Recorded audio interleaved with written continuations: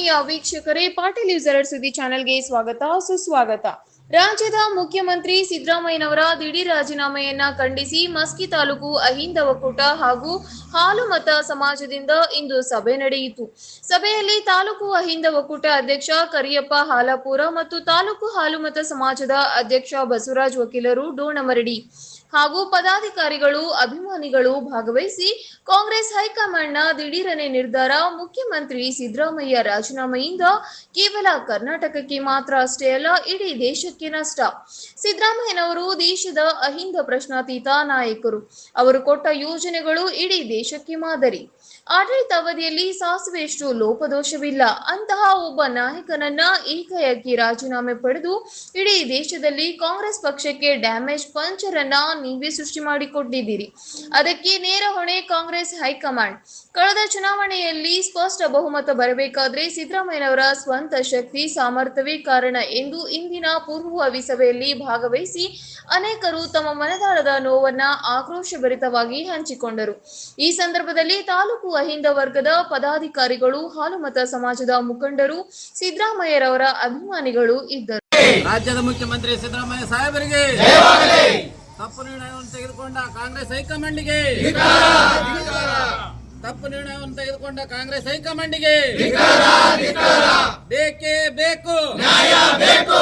ಎಲ್ಲಿ ಧಿಕ್ಕಾರ, ಧಿಕ್ಕಾರ ಕಾಂಗ್ರೆಸ್ ಹೈಕಮಾಂಡ್ಗೆ, ಧಿಕ್ಕಾರ, ಧಿಕ್ಕಾರ ಕಾಂಗ್ರೆಸ್ ಹೈಕಮಾಂಡ್ಗೆ.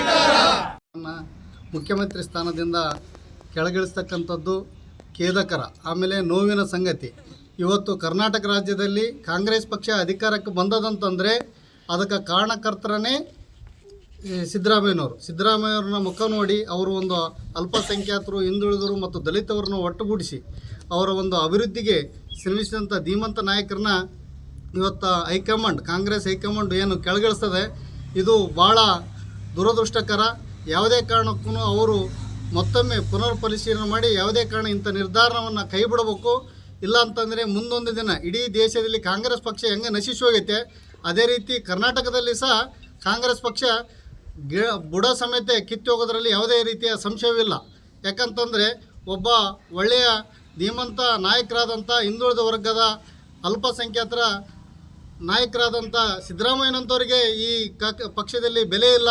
ಇವತ್ತು ಅವ್ರನ್ನ ಯಾವುದೇ ರೀತಿ ಕಾರಣ ಇಲ್ಲದೆ ಅವ್ರನ್ನ ಕಿತ್ತಿ ಆಗ್ತಕ್ಕಂಥ ಕೆಲಸ ಆಗ್ತದಂತಂದರೆ ಇನ್ನು ಉಳಿದಂಥವ್ರಿಗೆ ಈ ಪಕ್ಷದಲ್ಲಿ ಯಾವುದೇ ರೀತಿಯ ಬೆಲೆನೇ ಇಲ್ಲ.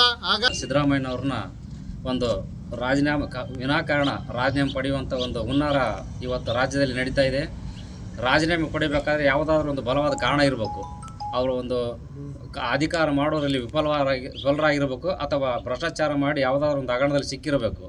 ಅಂಥ ಒಂದು ಕಾರಣದಲ್ಲಿ ಮಾತ್ರ ರಾಜೀನಾಮೆ ಪಡೆಯುವಂಥ ಒಂದು ವ್ಯವಸ್ಥೆ ಇದೆ. ಆದರೂ ಕೂಡ ಇವತ್ತು ಒಂದು ಪಟ್ಟಭದ್ರ ಹಿತಾಸಕ್ತಿಗಳು ಹುನ್ನಾರ ಮಾಡಿ ಸರ್ವ ಜನಾಂಗಕ್ಕೆ ಒಂದು ಅಭಿವೃದ್ಧಿ ಕೆಲಸವನ್ನು ಮಾಡ್ತಕ್ಕಂಥ ಸಿದ್ದರಾಮಯ್ಯನವ್ರನ್ನ ರಾಜೀನಾಮೆ ಪಡೆಯುವ ಮುಖಾಂತರ ಇವತ್ತು ಹಿಂದುಳಿದ ವರ್ಗಗಳು ಮತ್ತು ಅಹಿಂದ ವರ್ಗಗಳಿಗೆ, ಶೋಷಿತ ವರ್ಗಗಳಿಗೆ ಅನ್ಯಾಯ ಮಾಡುವ ಒಂದು ಹುನ್ನಾರ ನಡೀತಾ ಇದೆ.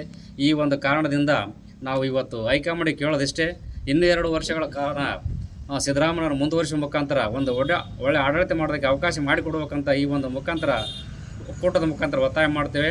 ರಾಜ್ಯದ ಮುಖ್ಯಮಂತ್ರಿಗಳಾದಂಥ ಸಿದ್ದರಾಮಯ್ಯ ಸಾಹೇಬ್ರನ್ನ ಯಾವುದೇ ಒಂದು ಪ್ರಜಾಪ್ರಭುತ್ವ ವ್ಯವಸ್ಥೆಯಲ್ಲಿ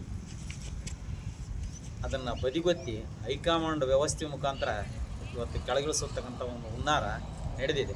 ಅಂದರೆ ಅಷ್ಟೇ, ಈ ರಾಜ್ಯದಲ್ಲಿ ಶೋಷಿತ ವರ್ಗಗಳ ಧೀಮಂತ ನಾಯಕ ಮತ್ತು ಶೋಷಿತ ವರ್ಗಗಳ ಧ್ವನಿಯಾದಂಥ ಈ ರಾಜ್ಯದ ಮುಖ್ಯಮಂತ್ರಿಗಳು ಸಿದ್ದರಾಮಯ್ಯ ಸಾಹೇಬ್ರನ್ನ ಸಿದ್ದರಾಮಯ್ಯನವ್ರನ್ನ ಈ ಸ್ಥಾನದಿಂದ ಕೆಳಗಿಳಿಸಿದರೆ ಈ ರಾಜ್ಯದಲ್ಲಿ ಬಹುಸಂಖ್ಯಾತರಾಗಿರ್ತಕ್ಕಂಥ ಶೋಷಿತ ವರ್ಗಗಳ ಧ್ವನಿಯನ್ನು ಅಡಗಿಸೋದ್ರ ಜೊತೆಗೆ ಆ ಜನರ ಹಕ್ಕನ್ನು ಕಸ್ಕೊಳ್ಳೋದ್ರ ಜೊತೆಗೆ ಈ ಪ್ರಜಾಪ್ರಭುತ್ವ ವ್ಯವಸ್ಥೆಗೆ ವಿರೋಧವಾಗಿ ಇವತ್ತು ಮುಖ್ಯಮಂತ್ರಿನ ಆಯ್ಕೆ ಮಾಡತಕ್ಕಂಥ ವ್ಯವಸ್ಥೆ ಈ ನಮ್ಮ ಕಾಂಗ್ರೆಸ್ ಪಕ್ಷದಲ್ಲಿ ಪ್ರಾರಂಭ ಆಗಿದೆ.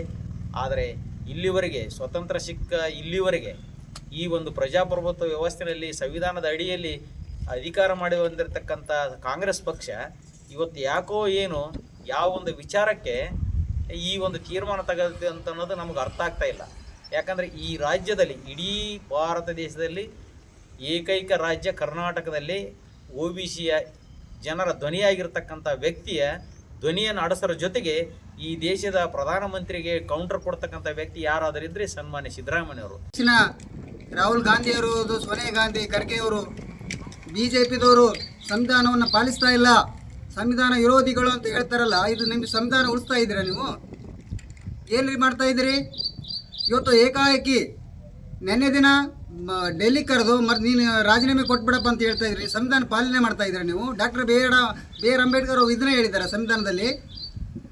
ಒಬ್ಬ ಮುಖ್ಯಮಂತ್ರಿನ ತೆಗಿಬೇಕಾದ್ರೆ ಏನೆಲ್ಲ ರೂಲ್ಸ್ಗಳಿದೆಯೋ ಅವನ ಪಾಲನೆ ಮಾಡಿದ್ದೀರಾ ನೀವು?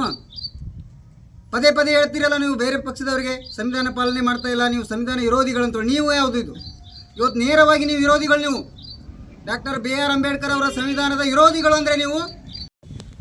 ಕಾಂಗ್ರೆಸ್ ಹೈಕಮಾಂಡಿನ ಒಂದು ನಿರ್ಧಾರ ತಪ್ಪಾದಂಥ ಒಂದು ನಿರ್ಧಾರ ಅಂತೇಳಿ ನಾವು ಈ ಒಂದು ಮಸ್ಕಿ ತಾಲೂಕಾ ಹಿಂದೂ ಮತ್ತು ಹಿಂದುಳಿದ ವರ್ಗಗಳ ಒಕ್ಕೂಟದಿಂದ ವಿರೋಧಿಸ್ತಿದ್ದೇವೆ. ನಾವು ಕೂಡ ಒಂದು ಕಾಂಗ್ರೆಸ್ ಪಕ್ಷದ ಕಾರ್ಯಕರ್ತನಾಗಿ, ಪಕ್ಷದ ಮುಖಂಡನಾಗಿ ಮತ್ತು ಈ ಒಂದು ನಿರ್ಧಾರವನ್ನು ತೆಗೆದುಕೊಂಡಿರ್ತಕ್ಕಂಥ ಸೋನಿಯಾಜಿ ಅವರಾಗಿರ್ಬೋದು, ರಾಹುಲ್ ಗಾಂಧೀಜಿಯವರಾಗಿರ್ಬೋದು ಮತ್ತು ಮಲ್ಲಿಕಾರ್ಜುನ ಖರ್ಗೆ ಅವರಾಗಿರ್ಬೋದು, ಇವರನ್ನು ಮತ್ತೊಮ್ಮೆ ಮರುಪರಿಶೀಲನೆಯನ್ನು ಮಾಡಿ ಸಿದ್ದರಾಮಯ್ಯ ಸಾಹೇಬರನ್ನ ಈ ರಾಜ್ಯದ ಮುಂದಿನ 2 ವರ್ಷಗಳ ಕಾಲ ಮುಖ್ಯಮಂತ್ರಿಯಾಗಿ ಮುಂದುವರಿಸಬೇಕಂತೇಳಿ ನಮ್ಮ ದೀರ್ಘವಾಗಿ ಉತ್ತಮ ಆಡಳಿತವನ್ನು ಕೊಡುವುದರಲ್ಲಿ ಸಂಪೂರ್ಣವಾಗಿ ಯಶಸ್ವಿಯಾಗಿರ್ತಕ್ಕಂಥ ಮಾನ್ಯ ನಮ್ಮ ಹಿಂದುಳಿದ ವರ್ಗದ ನಾಯಕರು ಹಾಗೂ 2ನೇ ದೇವರಾಜ ಅರಸರಾಗಿರ್ತಕ್ಕಂಥ ಸಿದ್ದರಾಮಯ್ಯ ಸಾಹೇಬರಿಗೆ ಇವತ್ತು ಅನ್ಯಾಯ ಆಗಿರ್ತಕ್ಕಂಥದ್ದು ದೊಡ್ಡ ಈ ರಾಜ್ಯದ ಪ್ರತಿಯೊಬ್ಬ ಹಿಂದುಳಿದ ವರ್ಗಕ್ಕೆ ಅನ್ಯಾಯ ಆದಂತೆ ಅದು ಅಲ್ಲಿಗೆ ಮುಗಿದೋಯ್ತೇನೋ ಅಂತ ಅನ್ಕೊಂಡಿದ್ವಿ ನಾವು.